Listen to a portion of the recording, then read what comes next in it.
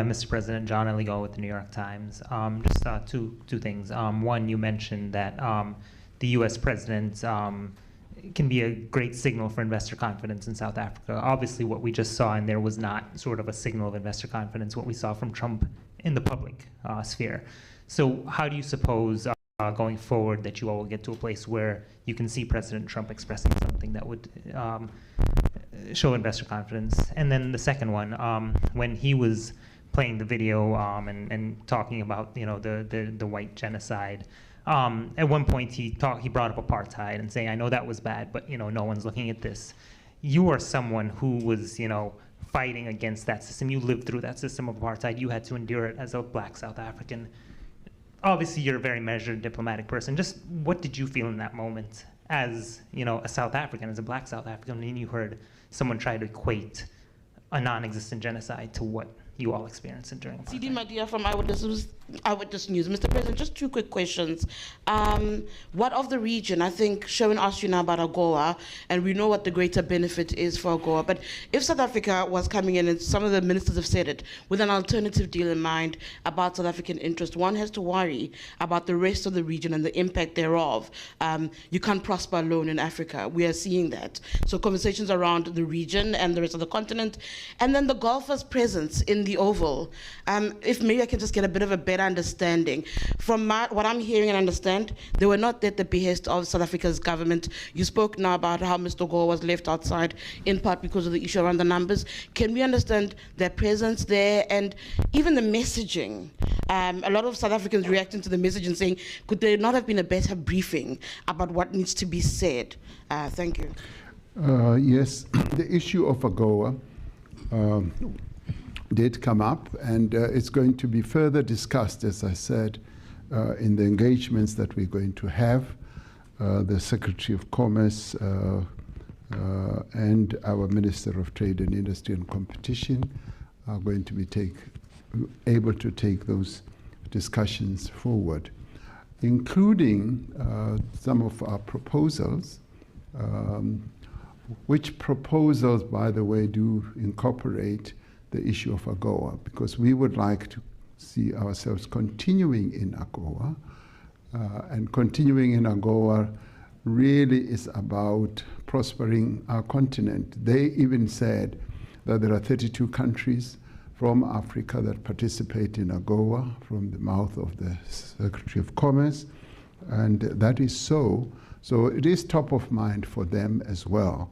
So we want to continue with those discussions, and it sort of dovetails with the question that CD asked about if we were to do a separate deal with the United States, would that not amount to South Africa prospering alone? No, we always want the entire continent to prosper, and we always take into account that what we do should also include advancing the interests of our sister countries on the continent. And when we do settle down to talk about, for instance, tariffs, we are part of this Southern African Customs Union. So we will be talking about tariffs in that broader context, which means that we will not be looking at ourselves alone. We'll be looking at the interests of our sister countries in the sub-region, if you like, which is SACU, but we will also be looking after the interests and advancing arguments to prosper the interests of our sister countries on the continent. We are by far the largest economy, and depends on at what time it's measured between ourselves, Nigeria and Egypt, but we are one of the three big economies, and our general orientation has always been to prosper as we prosper together with other countries. So even as we do get involved in these negotiations, we will always have an AU perspective, a SADC perspective, and a general sub-Saharan perspective as well. Sherwin asked, did we discuss geopolitical collaboration on geopolitical matters, yes, we found that our interests do coincide in as far as peace building and peacemaking is concerned. And we did compliment President Trump in being very forward in advocating for peace in our region between Rwanda and the DRC, and also Russia and Ukraine. And we outlined precisely what our involvement has been over the years. Speaks to both. We were condemned at an early stage, but I think much later people realized that the role that we play is a constructive role, because we have been able to deal with intricate issues that involve the two countries, about the children and prisoners of war. And he appreciated that, and he recognized the role that we play. And even as President Zelensky came to South Africa, he says he wanted to know where Zelensky was, and he heard that, oh, he's in South Africa. And before then, I had had a telephone visiting President Ramaphosa. So the role that we play in peace-building missions and processes around the world is recognized and is known, and it was also confirmed today. John from the New York Times says about the positive disposition of President Trump that it was not so clear. It may not have appeared that way, but the issue that he kept raising, or he raised prominently, is the issue of genocide. And when he was asked by one of you, and thank God one of you asked, whether he was convinced that there was genocide, he says, no, he's not convinced. Much as he flighted the video and all those press clippings.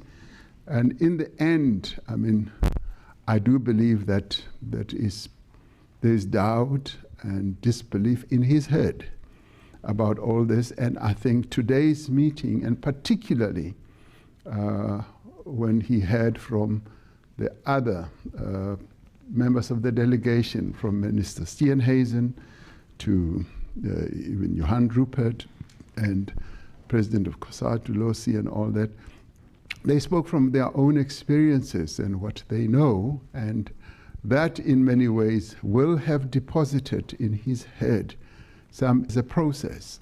And the fact that he and I have agreed that we're going to meet again, and we will meet at the G20.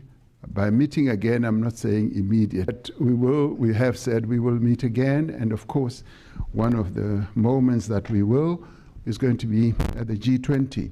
So that is a process, may I add, is really sort of registered in his head. The issue of whether what he terms as genocide can be equated to the struggle. And of course it cannot, because there is just no genocide in South Africa. And of course, it is an issue of how one looks at it. As they say sometimes, the shape of the mountain depends on which point or which direction you are looking at it. And in this case, we cannot equate what is alleged to be genocide to what we went through in the struggle, because people were killed because of the oppression that was taking place in our country. So you cannot equate that. The presence, as Sidi asks, of golfers in the meeting.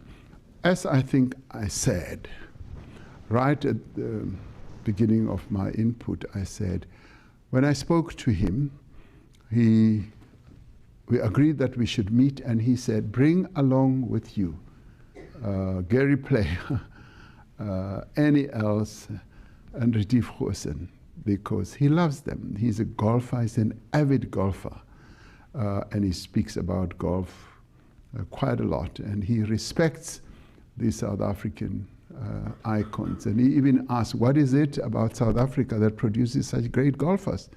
And I said, it's the water that we drink, and I guess much more. Minister Steenhuisen said, you know, the environment, the atmosphere, and the food. So he wanted to see them again, and to see them in a different setting, in suits and all that. Could there have been a better briefing? We didn't have the opportunity. Some of them just arrived today or just late last night. But it is what it is. And they spoke about their own experience. And it's an experience that we're not hiding. It is there.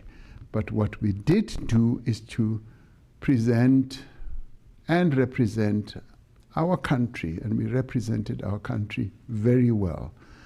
Those golfers are patriotic South Africans. They sort of play on the global stage, but they still regard themselves as South Africans, so they are patriotic.